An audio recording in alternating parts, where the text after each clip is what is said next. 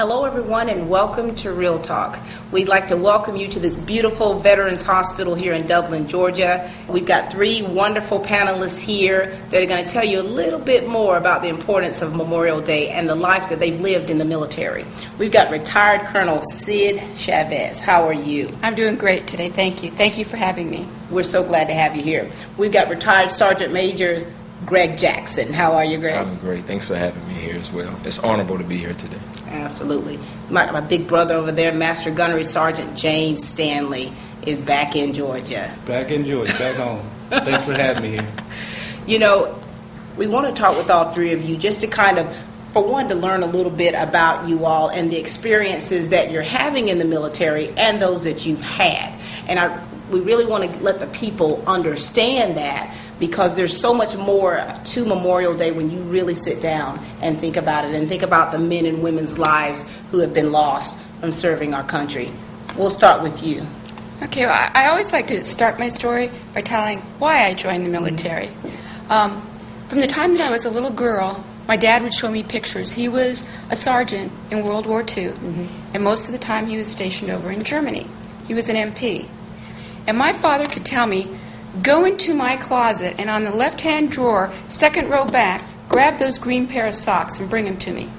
And as a little kid, I was always amazed. How does he know that?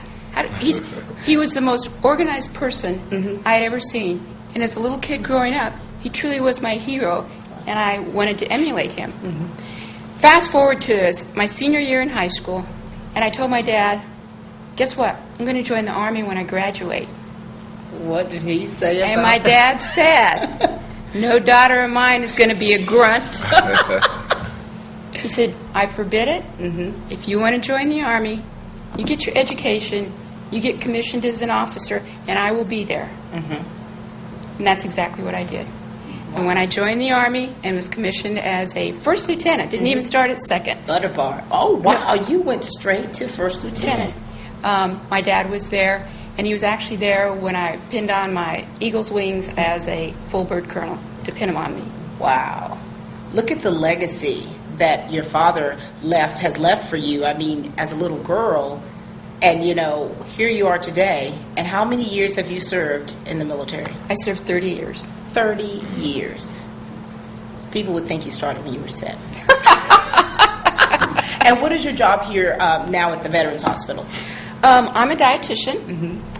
In the military, I started out being a dietitian, but once you get to a certain rank, I think I was about a major, and they said, guess what, you're not a dietitian anymore, you are a leader of soldiers. And so I started doing a bunch of other things. I was the personnel officer, I was the training officer, I was the executive officer, and then I was in command for about the last 12 years. Wow. So you've seen a lot, and you've been a lot of places. Yes, ma'am. All right. Well, we're so glad to have you here. All right, we'll start next with you, Sergeant Major. Well, unlike you, ma'am, when I left high school, I had no idea what I was going to do, Pat.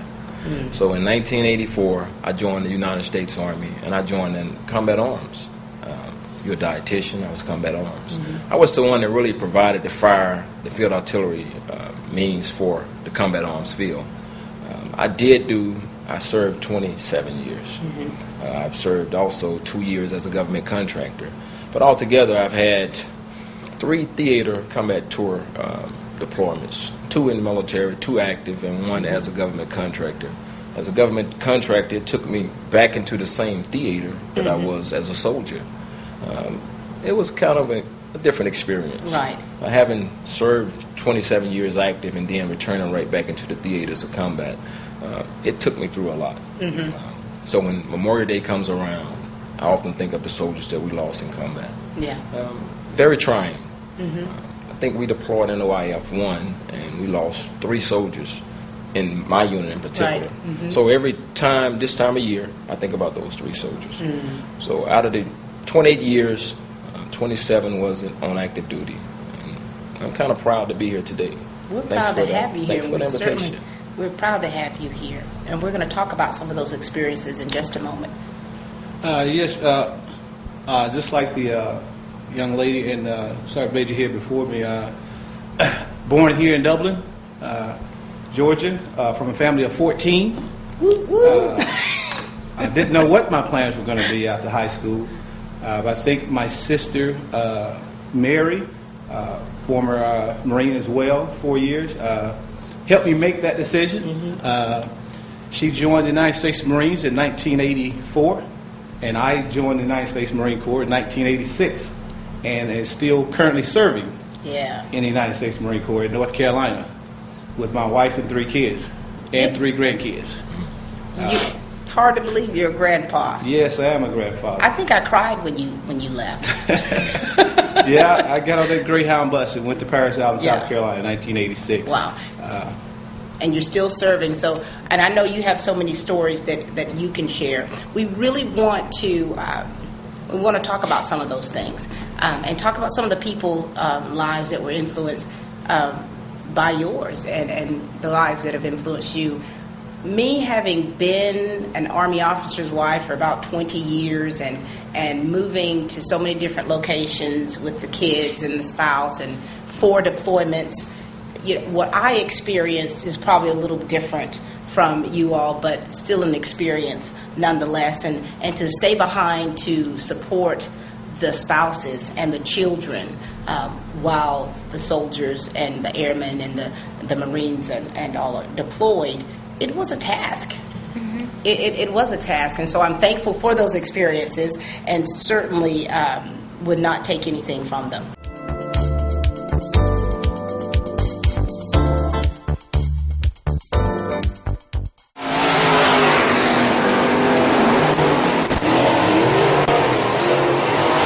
Fun and affordable for the entire family. Kids 5 and under free, 6 to 12 $5, and adults only $10. And 441 Speedway has the best concessions anywhere with good old barbecue, sausage dogs, hamburgers, hot dogs, and French fries, all at great prices. And I'll have to tell you, if you come one time, you'll be hooked. So come out this Saturday night. Gates open at 4. Race begins at 7. All at 441 Speedway, Dublin. We'll go with you, Sid. Share a story that that really has touched your heart. Of course, you shared about your father and being in the position that you were in the medical field. Okay. We know you experienced some very unique things. This morning when we talked a little bit about what the subject matter was going to be, I put on my thinking cap for a little bit. In the AMED, the Army Medical Department, a lot of medical folks are not in the rear because we don't really use that term anymore, Right. But we're usually in a combat support hospital. Some of us are in forward support areas, but most are kind of in the back, a little more protected.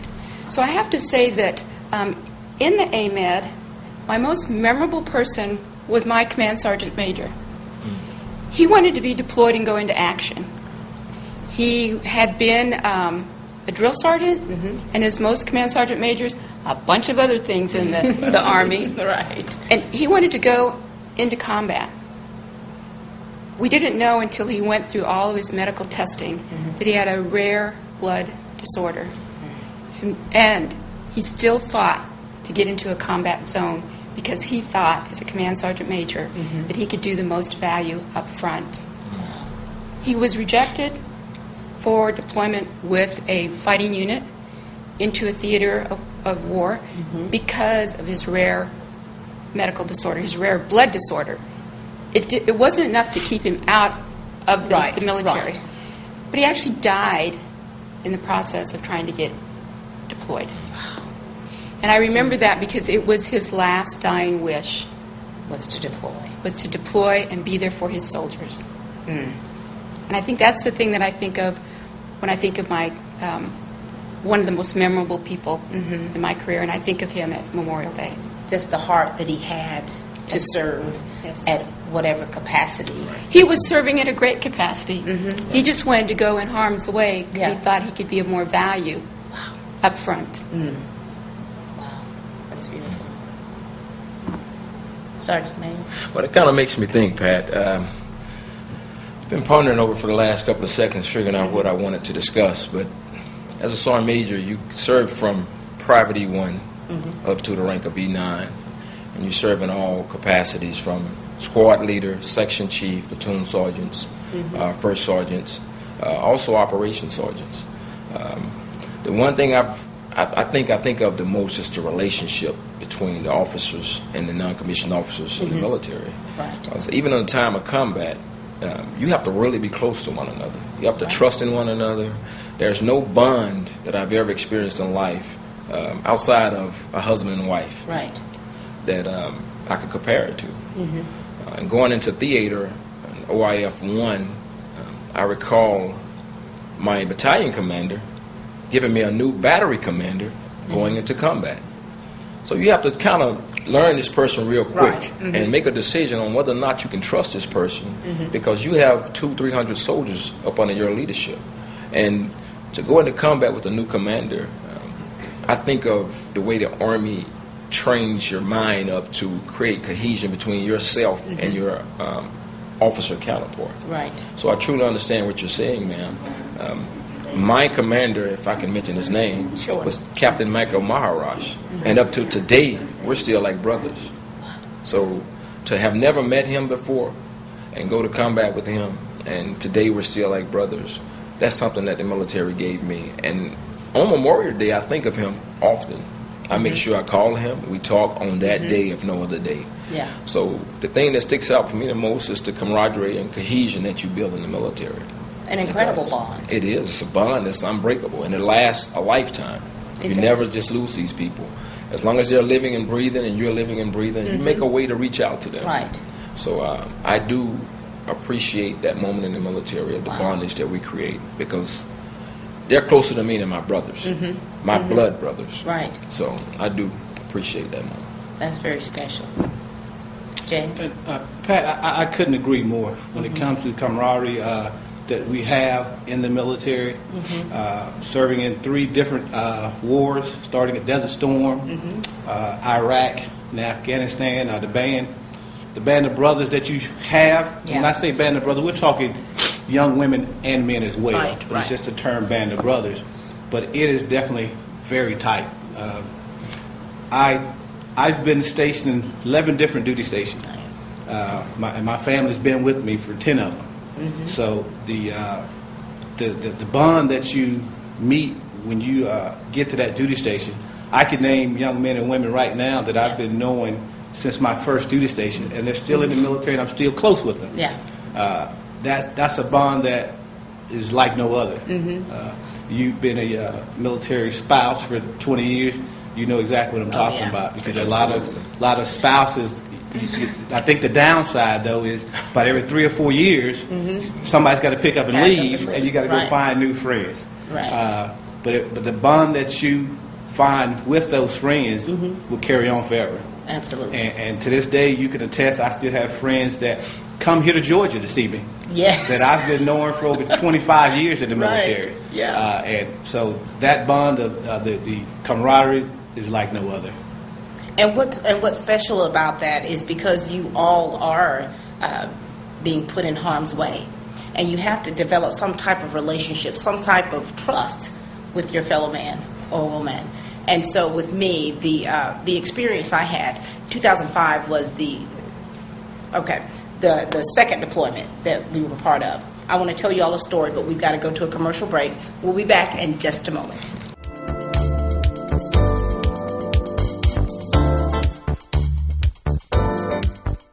Congratulations to the graduates of 2014 from everyone here at Randolph Jewelry Repair Plus. We wish you continued success in all that you do. Keep striving to be the very best. For everyone looking for a great gift, come to Randolph Jewelry Repair Plus. We have a wonderful selection of gold and silver charms. And we also have 2014 silver dollars.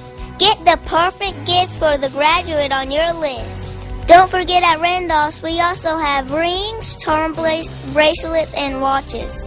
We also have pearls, earrings, and pendants. So come see our wonderful selection of gifts for the graduate at Randolph Jewelry Repair Plus.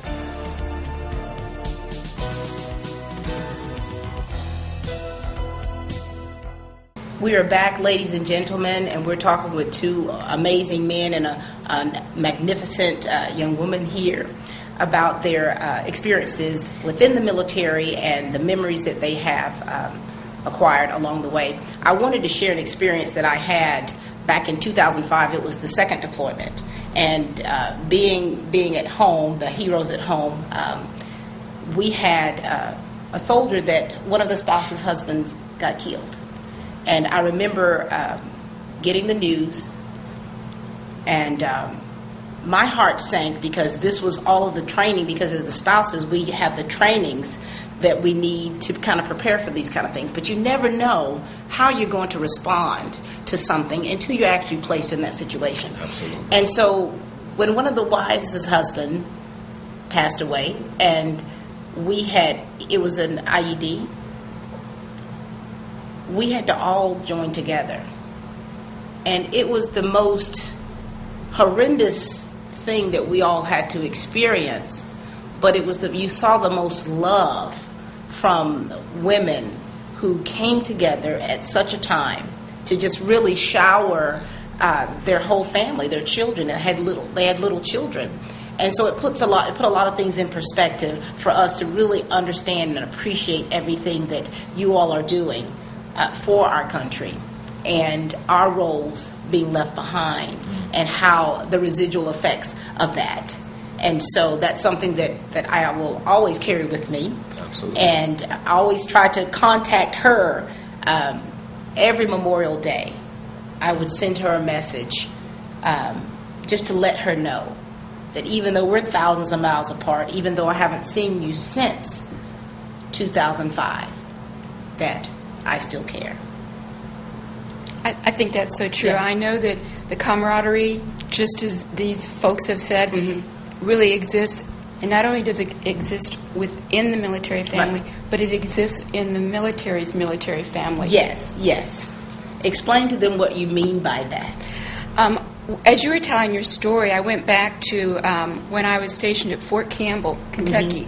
I was a captain, and at the rank of captain, you still have to pull what's called the AOD in the hospital at night. And so you were the person on charge from the time the administrative day ended at 16:30 until 06 the next Right. morning. It was just a function that we all had to do with the staff duty officer. And on that particular night, we were in the midst of Desert Storm. It didn't last long, but there were still casualties. Yeah. I was the AOD. I had my little book. I knew what I was supposed to do. Right.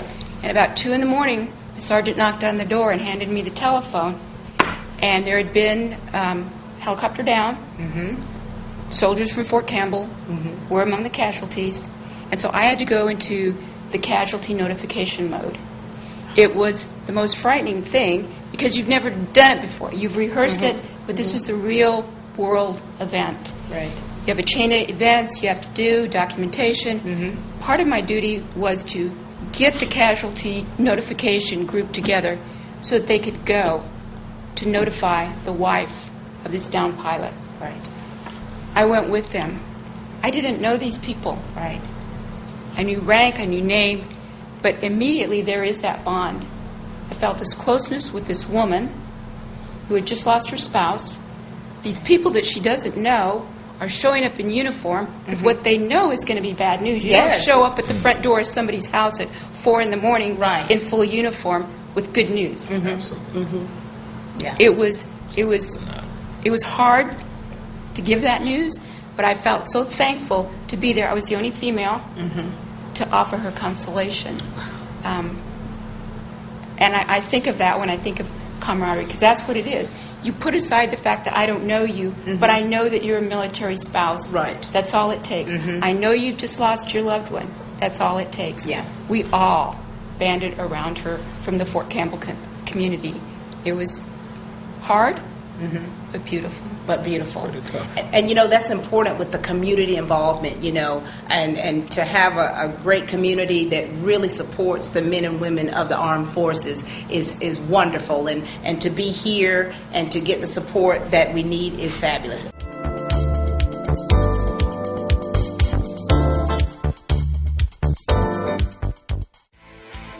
Since 1987, Little House Self-Storage has been serving Dublin and Warner Robins with the best in customer service and the lowest prices anywhere. Any shape, any size, we have it. Plus climate control. At Little House Self-Storage, safety and security are our top priority. With TV security, special lighting, wide drives for easy access, and 24-hour-a-day access to the storage facility. We invite all businesses to remember Little House Self-Storage for storing records, chip and cookie routes, or contractors.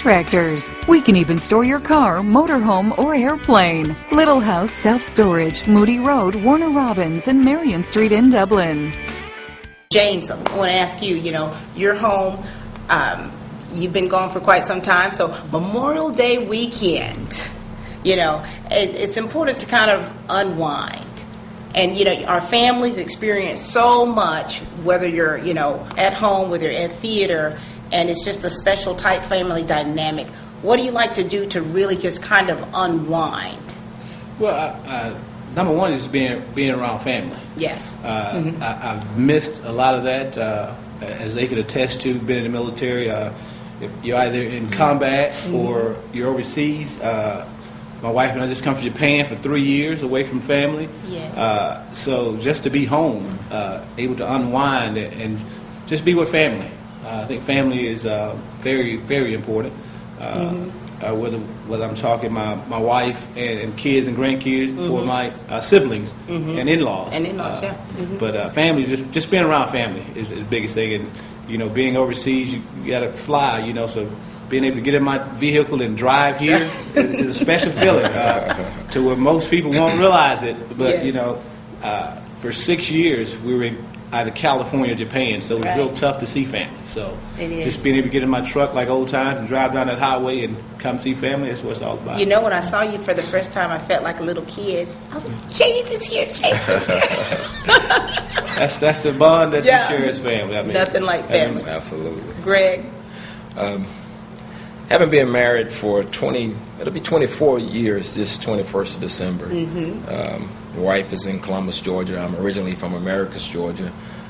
My wife has had to hold down the fort in my absence. Right.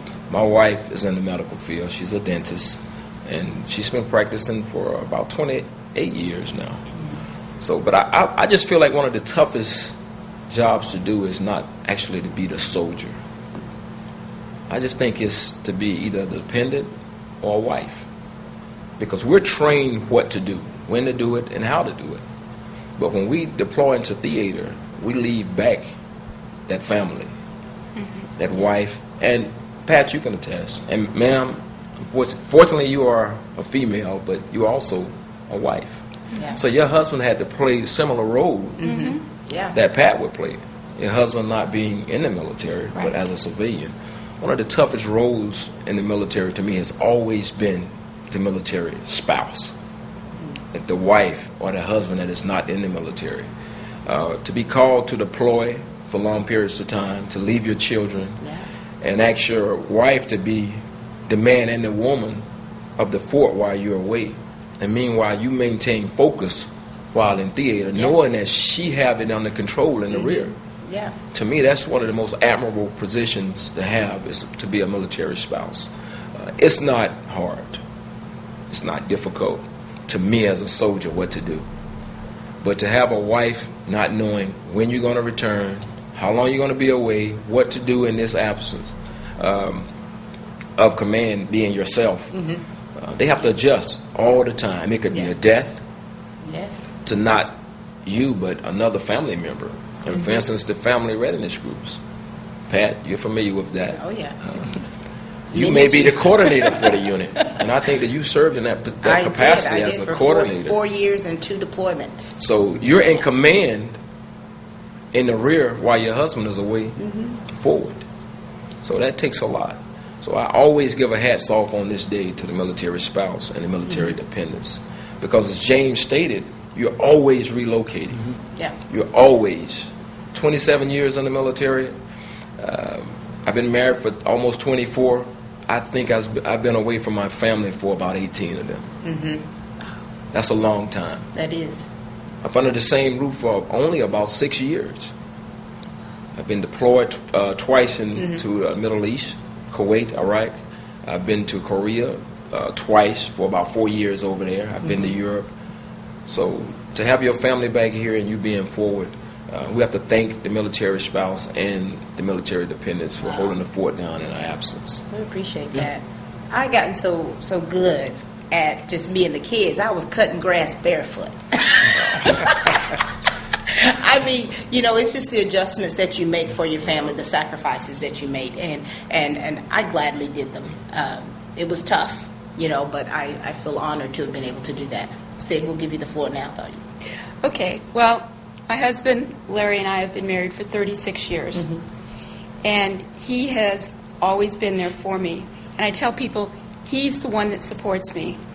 I know many officers, many soldiers, many service members whose spouses are not supportive. Right. It leads to divorce. It leads to abuse. It leads to alcohol problems.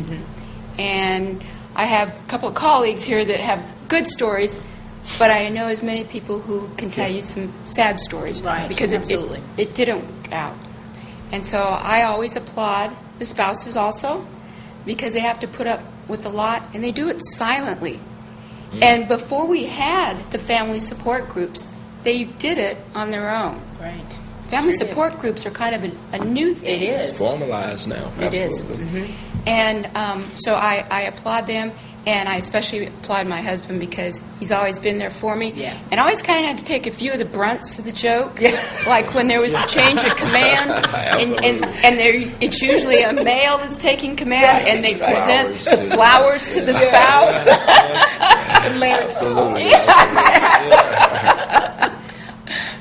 He was always there for me, still That's is, awesome. That's awesome. and calls me ma'am. Calls you Right. man. Can't ask for it any better than You got it going on, girl.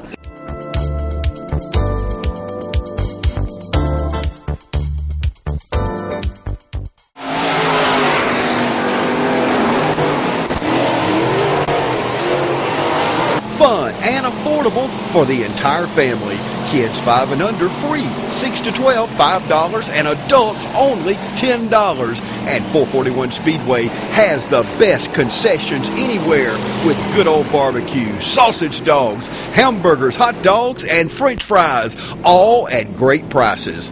And I'll have to tell you, if you come one time, you'll be hooked. So come out this Saturday night. Gates open at 4.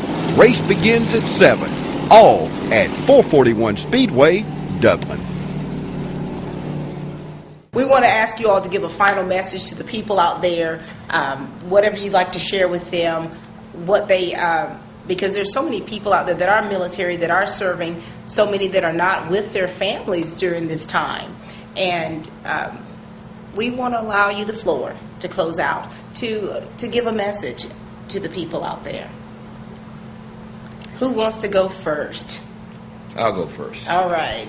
To the families that have deployed ones or those that are serving in the military, I ask you to give them 150% support. When you see a veteran, shake their hand, say thank you. You never know what that veteran is going through or has actually been through. So when you do see a soldier, sailor, or someone that is actually serving their country, say thank you, because God knows they need it. Nice. Absolutely. Yes, I just like to say to those young men and women serving in the military and who have served in the military. The ones that have served, definitely, I'd like to thank you for the sacrifice you guys made to make it possible for young men and women like myself to be in the military. I ask that you just support them and 100% of what they do, because a lot of it, the things that they do, unfortunately, is not by choice, but by the orders that they've been given. My wife and kids have been with me for 28 years, so don't let nobody tell you that the military is not a place that you can raise a family, because I've done a great job, I think, and my wife's been supported 100%. So those young men and women out there, just say, keep your faith, keep looking up, and God bless you. Beautiful. That's it. One of the favorite posters I used to keep in my office as a commander was, "The price of freedom is not free." So, to our young service members, I want to thank you for your service. One of the reasons when I retired from the military that I came to work at the VA was so that I could serve my fellow veterans. Each and every day I have an opportunity to make a difference in their life, and that's what I try and do. Maybe it's just a kind word, maybe it's just an ear for them to share a story with, but I feel very honored to work for the Veterans Administration and serve my veterans. And serve your veterans. Well, we certainly appreciate all of you. Thank you so much for your service. Glad to have had you on the panel today. To everyone out there, please support the veterans here, the ones who are gone and passed on. Please remember them. Thank you also so much for watching Real Talk, and please, please, please keep watching, and God bless America.